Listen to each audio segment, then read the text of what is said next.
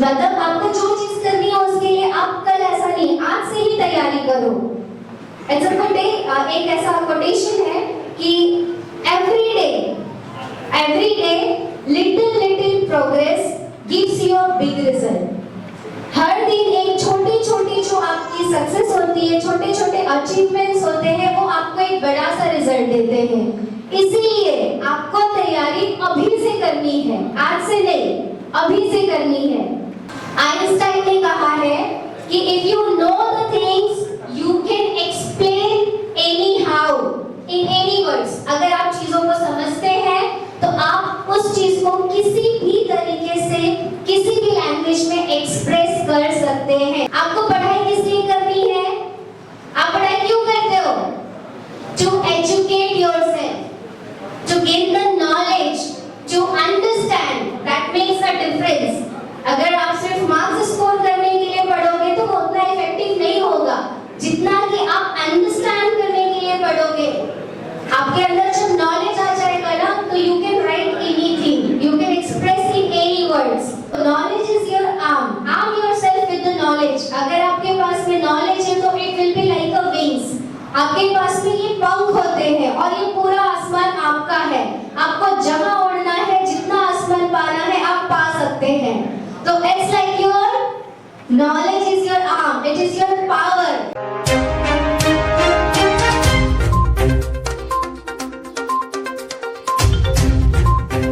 और वक्ताओं की अगली कड़ी में मैं प्रोफेसर साहिबा सोमैया कॉलेज की पूनम राजभर जी से चाहूंगा कि वो आए और अपने विचार व्यक्त करें। Please welcome.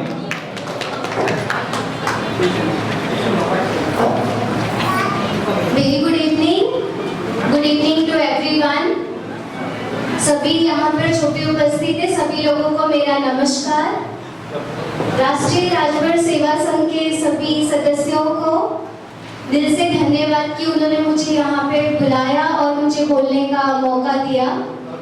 इस प्रांगण में उपस्थित सभी बच्चों का और उनके प्राउड पेरेंट्स का बहुत बहुत स्वागत और सभी को कांग्रेचुलेशन कि आप सभी ने बहुत अच्छे रिजल्ट से अपने माता पिता को सम्मानित किया है। Congratulation to everyone. प्लीज आप सभी एक जोरदार तालियां बजाएं अपने लिए और अपने बच्चों के लिए।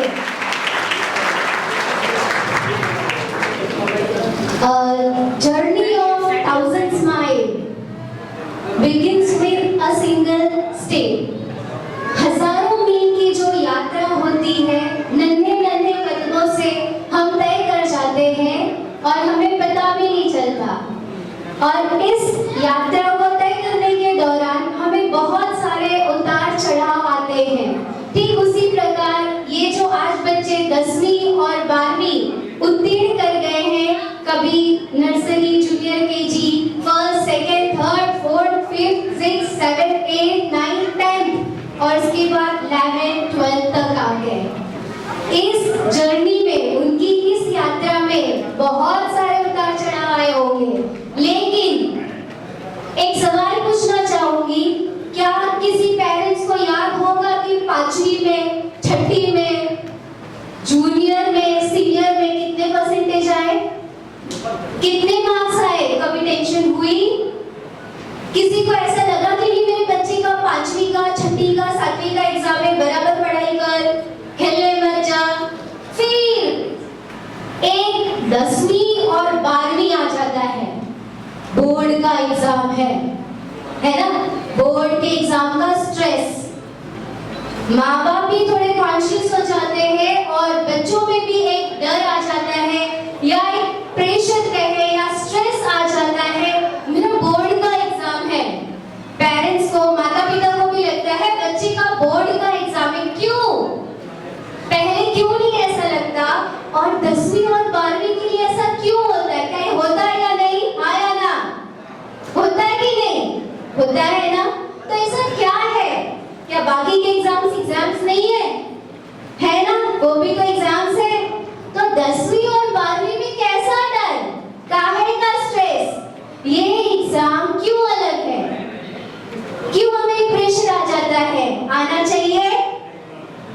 आना चाहिए हाँ या ना? नहीं आना चाहिए। ना ही बच्चों को आना चाहिए और ना ही माता पिता को आना चाहिए। और इस स्ट्रेस को अगर मे भी ये सबके साथ नहीं होता है, लेकिन जैसा कि हम टीचिंग फील्ड में हैं तो हम बहुत सारे अलग अलग केसेस देखते हैं जिसमें बहुत सारे बच्चे जो होते हैं मेंटली बहुत डिस्टर्ब भी हो जाते हैं। मैं अगर ये भी कहूँ कि कुछ बच्चे सुसाइड भी कर लेते तो ये गलत नहीं होगा, शायद आपने भी कभी सुना होगा। ऐसा क्यों होता है? ये केसेस 10वीं 12वीं में ही ज्यादा सुनाई देते हैं, ऐसा क्यों? सोचने की बात है ना। तो ये सिर्फ एक जो मैंने एक छोटा सा शब्द यूज किया, स्ट्रेस, या आप कहें एक तनाव, जो हम एक तनाव खुद भी महसूस करते हैं और अपने बच्चों को भी देते हैं। हर पेरेंट्स के साथ ऐसा नहीं होता है, पर अधिकतर ऐसा होता है, पर नहीं होना चाहिए। इन केस अगर ऐसा है तो सबसे पहले इसे हम कैसे कम करें, कम करने के बाद खत्म करें, है ना। तो पहली बात तो जो 12वीं के बच्चे अपना 12th क्लियर कर चुके हैं, अब वो करियर के लिए आप देखेंगे करियर ओरिएंटेड हो जाते हैं। 10वीं के मार्क्स आपको पूछे जाते हैं कि 10वीं में आपके कितने परसेंटेज है, उसमें 10वीं क्लियर करने के बाद आप स्ट्रीम चूज करते हैं, आप आर्ट्स कॉमर्स साइंस क्या लेंगे।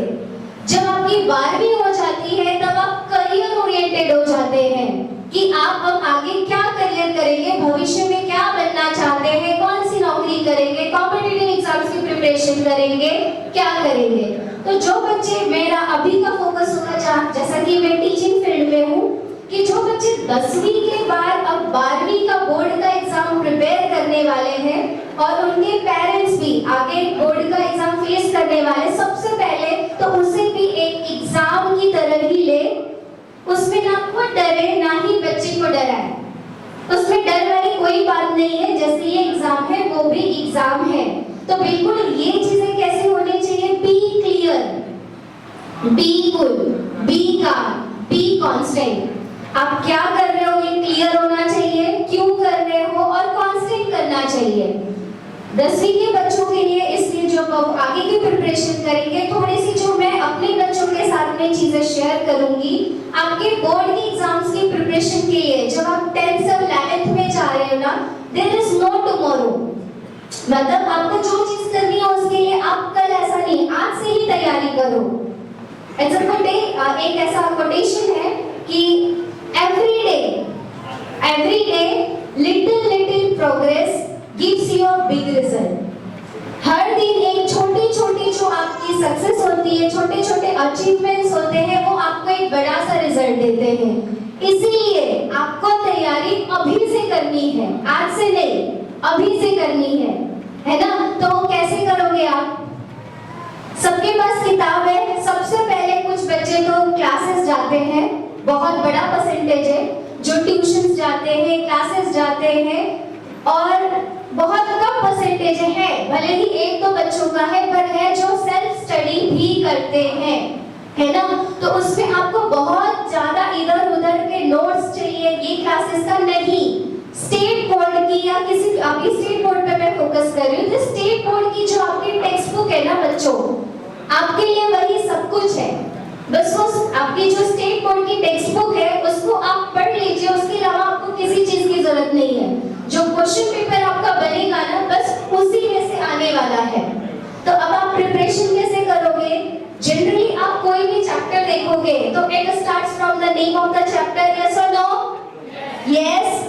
After that you have the chapter name, then you have the introduction, yes, then you have some definitions, explanation, and you have some numericals, and then you have exercise, right?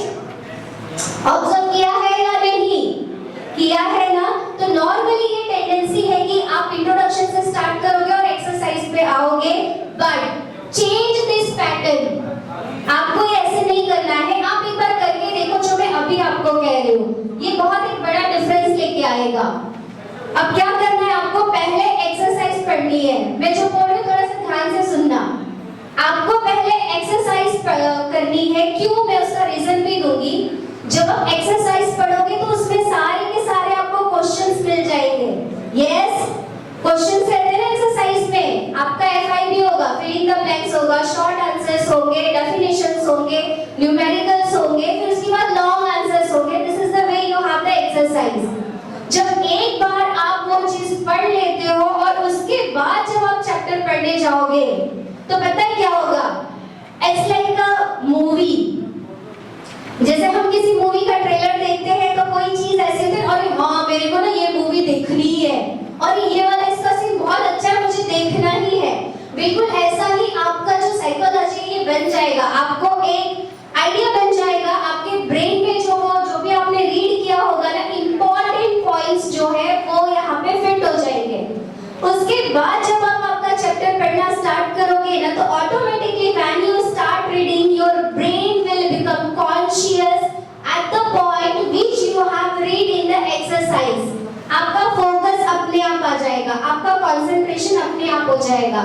अगर आप direct introduction से and तक पढ़ते हैं तो उसमें क्या होता है, उसमें आपका फ्लक्चुएशन यहाँ वहाँ होगा, माइंड डाइवर्ट होगा, बिकॉज यू डोंट नो कि what is the important point. So इससे आपको फर्क पड़ेगा। आप एक बार करके देखना कि आप एक्सरसाइज के क्वेश्चंस जो है वो पहले पढ़ोगे और उसके बाद में चैप्टर पढ़ोगे। ओके, करोगे? यस और नो? करना है, करके देखना। दूसरी चीज, आपका जो पूरा का पूरा सिलेबस है, क्या सबका सब एग्जाम में आएगा? नो, नहीं आएगा। अगर आप रिप्लाई दोगे तो मुझे भी अच्छा लगेगा, मैं आपके लिए ही यहाँ पर हूँ, है ना? तो आप जो वो पूरा सिलेबस पढ़ोगे वो नहीं आएगा एग्जाम में, तो you have to filter your study. जो आप चैप्टर पढ़ते हो ना, उसमें से सब चीज इंपॉर्टेंट नहीं, तो इंपॉर्टेंट कहाँ से मिलेगा? You have to solve the questions. एक दो क्वेश्चंस आप देखो, पर्टिकुलर चैप्टर के देखो, जब जब आया है ना वहाँ पे मार्क करो, तो आपके पूरे चैप्टर में से इंपॉर्टेंट क्वेश्चंस अपने आप फिल्टर हो जाएंगे। ओके, आ रही कुछ बात समझ में? 10 क्वेश्चन में से सिर्फ 2 या 3 आप देखोगे कि रिपीटेडली पूछे जाते हैं, जो कि उसमें से ज्यादा इंपॉर्टेंट। ऐसा नहीं कि सब नहीं पढ़ना है, सब पढ़ना है, लेकिन उसमें से आपका दिवाली के पहले ना ये जो इंपॉर्टेंट 75% जो होता है वो वर्क हो जाएगा, अगर आपने सिर्फ प्रीवियस पेपर्स में से पर्टिकुलर चैप्टर में से इंपॉर्टेंट क्वेश्चंस किए। उसके बाद आपको क्या करना है, आपके एक्सरसाइज में देखो जो फिलिंग द ब्लैंक्स है, अभी का बोर्ड का पेपर पैटर्न देख लेना। जब आप स्टडी करने बैठते हो तो सबसे पहले आपको बोर्ड का पेपर पैटर्न पता होना चाहिए, कौन से चैप्टर को कितना वेटेज है वो पता होना चाहिए। आपका जो भी चैप्टर है उसमें से जो क्वेश्चन पेपर है कितना आपको FIPR है, व्हाटएवर, मतलब इन शॉर्ट आप समझो प्रिपरेशन कैसे करोगे। सबसे पहले सारे फिलिंग द ब्लैंक्स एक साथ में लिख लो, सारे चैप्टर्स के, सारे सब्जेक्ट्स के। There should be a sorting, एक ऐसा सेपरेशन होना चाहिए, सारे FIP एक साथ होंगे, सारे शॉर्ट आंसर्स एक साथ होंगे। उसके बाद में आपका लॉन्ग आंसर आप देखोगे कि अपने आप प्रिपेयर हो जाएगा। So you can right by your own answer. Einstein ने कहा है कि if you know the things you can explain any how in any words. अगर आप चीजों को समझते हैं तो आप उस चीज को किसी भी तरीके से किसी भी लैंग्वेज में एक्सप्रेस कर सकते हैं। तो क्या हमें रटने की जरूरत है? रटने की जरूरत है नहीं, किसकी जरूरत है? समझने की। और पढ़ाई आपको यही बताती है, आप औरों से यही पे अलग होते हो। जब आप कोई भी किसी भी स्टैंडर्ड में जाते हो, don't make the attitude, don't study for the sake of scoring the good marks. आपका एम कभी भी ऐसा नहीं होना चाहिए मुझे बहुत अच्छे मार्क्स गेन करने हैं, नहीं। आपको पढ़ाई किस लिए करनी है? आप पढ़ाई क्यों करते हो? To educate yourself, to gain the knowledge, to understand, that makes a difference. अगर आप सिर्फ मार्क्स स्कोर करने के लिए पढ़ोगे तो वो उतना इफेक्टिव नहीं होगा जितना कि आप अंडरस्टैंड करने के लिए पढ़ोगे। आपके अंदर जब नॉलेज आ जाएगा ना, तो you can write anything, you can express in any words, that's important. So आपको पढ़ना क्यों है? नॉलेज के लिए। आपको पढ़ना क्यों है? खुद को एजुकेट करने के लिए। These are certain things। ऐसे मेरे पास में बहुत सारी चीजें हैं कि मैं आपको बताऊं, कुछ आपको मार्कर्स यूज करने चाहिए। जब आप पढ़ते हो ना, make a habit to have at least pencil or colorful markers in your hand to whatever important points you are getting। ये सिर्फ स्टूडेंट्स के लिए सेशन है, इसीलिए मैं इस पे ज्यादा फोकस कर रही थी, थोड़ा सा मैं पेरेंट्स की तरफ भी आऊंगी। जैसा कि कौशल राजभर जी ने अभी कहा कि मेडिटेशन और ऐसी कुछ चीजें होती है which is really very important, ये स्टूडेंट्स को करना चाहिए। स्टडी रेगुलर नहीं करनी है, उसमें ब्रेक लेना है।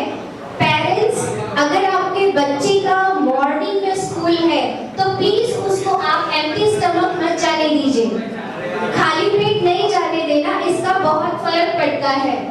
क्यों? क्योंकि जैसे बोला जाता है खाली पेट भजन भी नहीं होता। पढ़ाई होगी बच्चे से? होगी बच्चे से? नहीं होगी, माइंड डाइवर्ट होता है। तो वो थोड़ी सी रिस्पॉन्सिबिलिटी पेरेंट्स को लेनी होगी कि बच्चे का जो एक हेल्दी डाइट है वो पेरेंट्स को, स्पेशली मम्मी को, वो थोड़ा ध्यान रखना है कि आप पूरा खाना नहीं तो कुछ फ्रूट्स दे दो, कुछ स्नैक्स दे दो, कुछ, लेकिन बच्चे के पेट में सुबह खाना होना चाहिए।